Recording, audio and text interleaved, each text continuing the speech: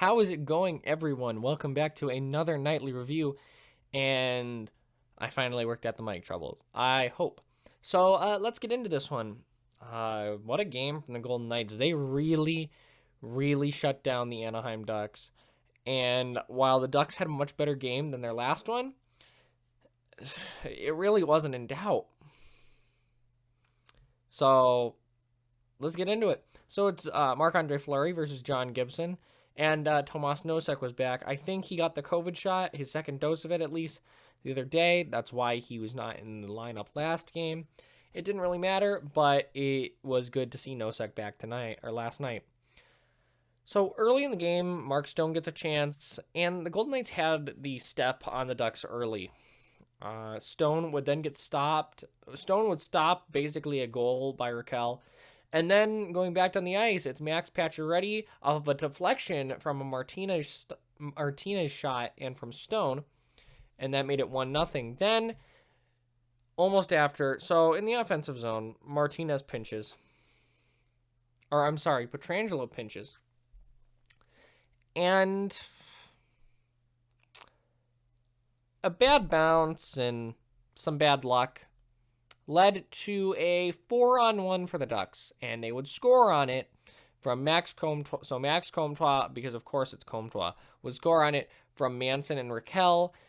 How do you allow a 4-on-1 to the Ducks? How does the best defensive team in the league allow a 4-on-1? Anyway, Tuck would then trip Silverberg almost immediately after. The Ducks would do nothing with that power play. And then the Golden Knights would go over 10 minutes without a shot. It was kind of an even play, but the Ducks were definitely the better team during that period. And they really didn't get a lot going when they got any possession. But off of that, Alex Pietrangelo would make up for his earlier error, and the Ducks would make a horrible defensive error on their own.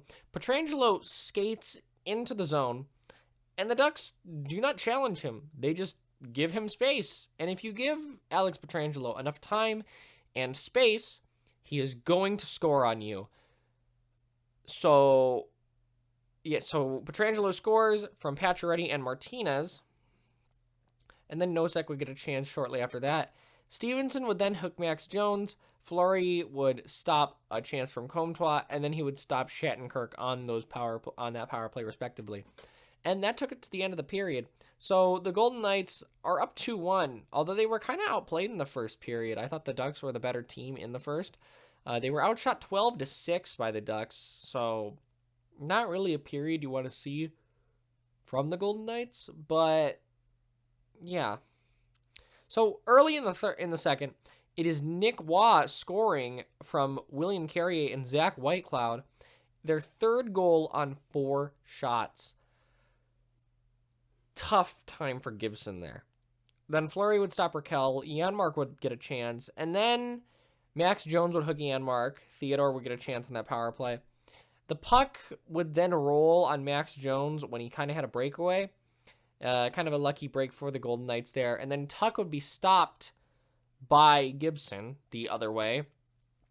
Yurko would then get a chance. Then Silverberg would hit Martinez with a shot, and that puck would bounce off the outside of the post. So lucky break for the Golden Knights again. But then Dansenheinen comes down the ice and gets a goal from Henrique and Silverberg. A little bit of an off goal by Fleury. He kind of wanted that one back. But it's still 3-2, and the Golden Knights are still up 1.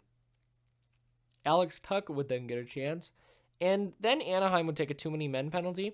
Janmark would be the only Golden Knight to get a chance during that power play until Mark Stone gets a breakaway off of a pass from Shea Theodore, and Theodore got that puck from Marc-Andre Fleury, so I guess the only thing that the Golden Knights needed to score on the power play was elite power play quarterback Marc-Andre Fleury. So, yeah, then they would get a power play almost immediately as Comtois would trip Carlson. And on that power play, Carlson would get a chance, and then Marchessault would put the puck through the crease. But the final 25 seconds of that power play would be played in the third period. It was a much better period for the Golden Knights. They come out of it up 4-2. And really all they needed to do in the third period was shut it down at this point. So nothing really happens on the power play for the Golden Knights at that point. But then Pacioretty would get a chance afterwards, and so would Janmark. Tuck would then put a puck through the crease. There was a lot of putting pucks through the crease for the Golden Knights in this game. And then William Karlsson would get a chance. And then Nick Waugh would hold Comtois. The Ducks did nothing on that penalty kill. And then Fleury would stop Raquel. And then they gave my least favorite type of call. The delay of game call that you give a defenseman when they're trying to swat the puck away from a player. Like, I can understand delay a game if the player shoots the puck out of the arena. If they shoot it out of play, sure. Even if it's a mistake, sure. But if it deflects off their stick when they're trying to bat the puck away from the defenseman, please tell me if in any way they could have intended to do that. No, there's no argument to be made. So he gets to delay a game. Fleury would stop Silverberg and Rappel on that penalty kill, but the Golden Knights would come out on top there. Then Fleury would stop Steele. The Ducks really pushed at this point. The Ducks would pull Gibson around 240, and then they'd take a timeout at 212. The Ducks really didn't get any chances on the 6-on-5. And until that, Tuck would battle his way through the neutral zone to get the empty netter from Waugh and Nosek. So, again, the third and fourth line are really producing right now. A lot of people are saying it's because Reeves is gone, and it's kind of hard to argue that. Like, I like Ryan Reeves. I do. He's a fun player. He hasn't been very good this season, and it's going to be interesting to see what happens when he comes back. I would assume Kolasar takes Yurko's spot on the fourth line, but when Reeves comes back, who do you take out of the lineup? So, we'll see how that goes. That is the Golden Knights' 6th straight win, league-leading 31st win, and Fleury's 20th win of the season, his 13th 20-win season. Marc-Andre Fleury will make the Hall of Fame, especially with the names that he's around and the records that he's near. He's a Hall of Famer. So, yeah.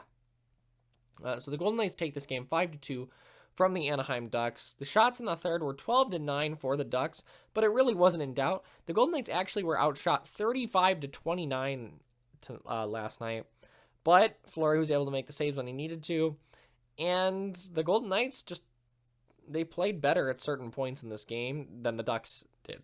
So, yeah, power plays. The Golden Knights finally get a goal against the Ducks. They were 1 for 3, and the Ducks were 0 for 4. So the Golden Knights penalty kill is still really, really good. 3 stars, I'll go Fleury, Stone, and Martinez. Martinez with 7 blocked shots. My God, that man is a machine.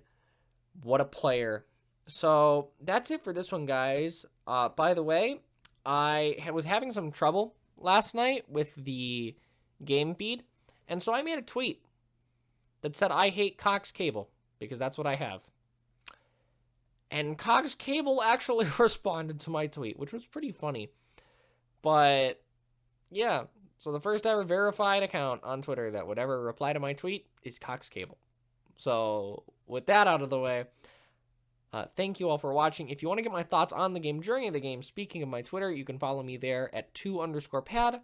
And that is it for this one, guys. I will see you next time.